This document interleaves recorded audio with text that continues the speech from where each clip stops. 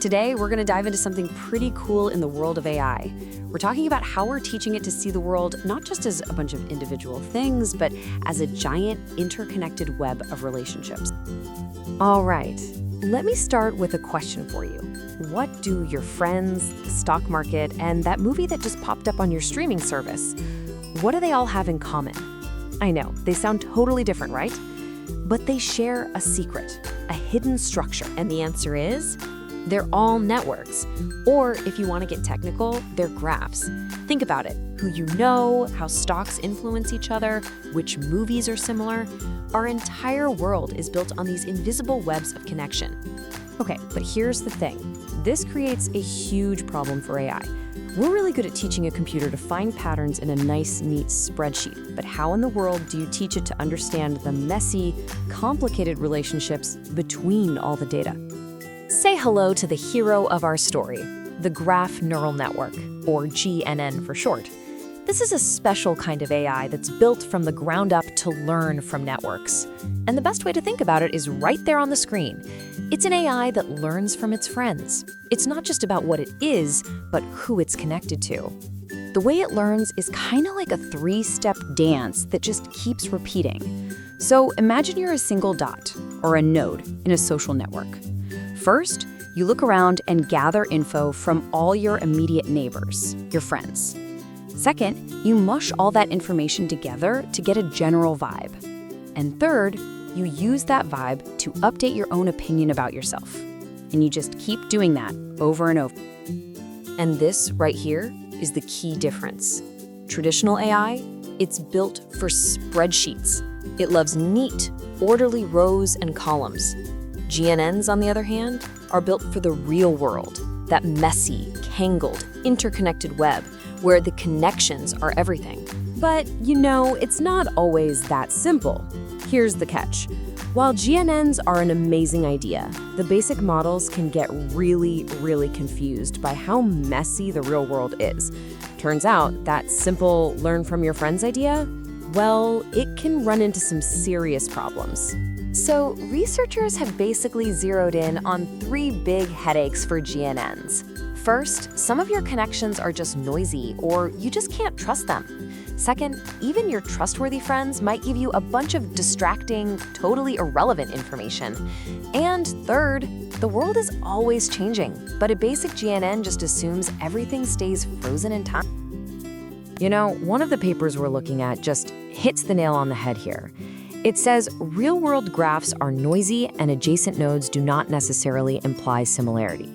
For example, when they looked at networks of academic papers, they found that up to 26% of the links, the citations, were between papers in totally different fields. I mean, think about that.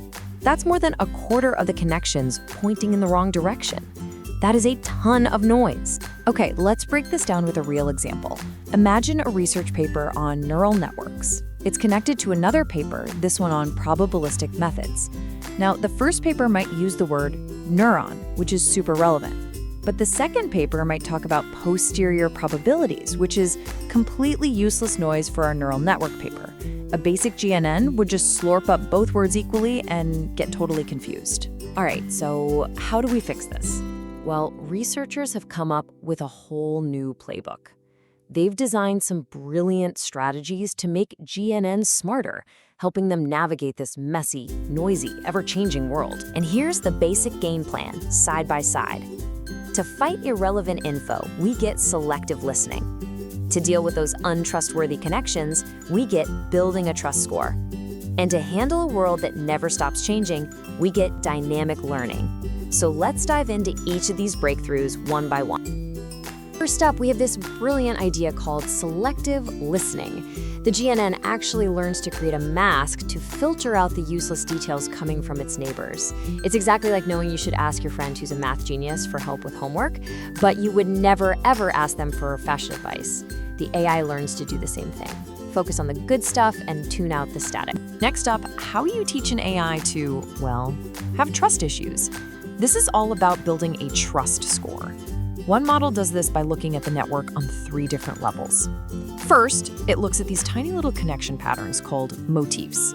Then it checks, hey, are these two things part of the same clique, the same tight-knit community?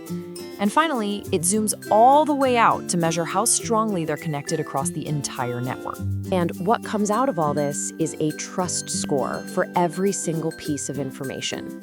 So, for example, if the AI stumbles on a piece of fake trivia like Christopher Nolan directed Death Becomes Her, which he definitely didn't, it might assign it a super low trust score, like 0.15.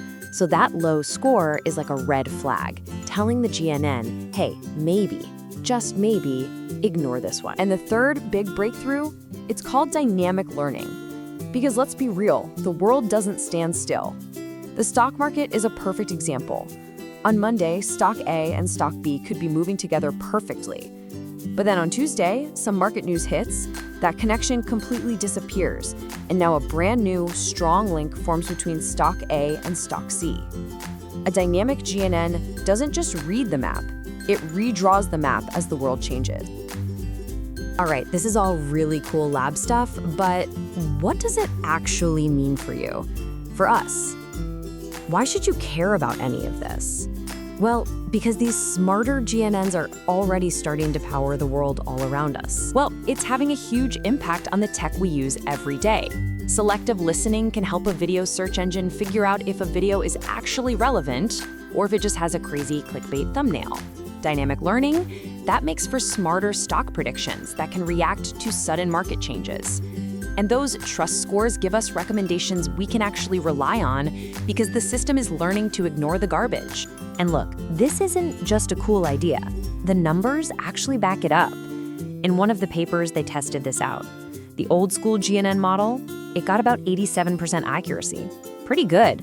But the new, smarter model, it jumped up to almost 90%. Now, that might not sound like a huge leap, but in the world of AI, that's a really big deal. It's clear proof these strategies work. Okay, so let's zoom out for a second and think about the big picture here. What we're really seeing is AI graduating. It's moving past simple spreadsheets and learning to see the world the way we do, as a messy, complicated, deeply interconnected, and constantly changing web of relationships. And that, of course, leaves us with one massive, exciting question. If AI can finally start to truly understand the tangled web of cause and effect that defines everything from our bodies to our economies, thanks for joining us on The Explainer. What incredible problems are we going to be able to solve next?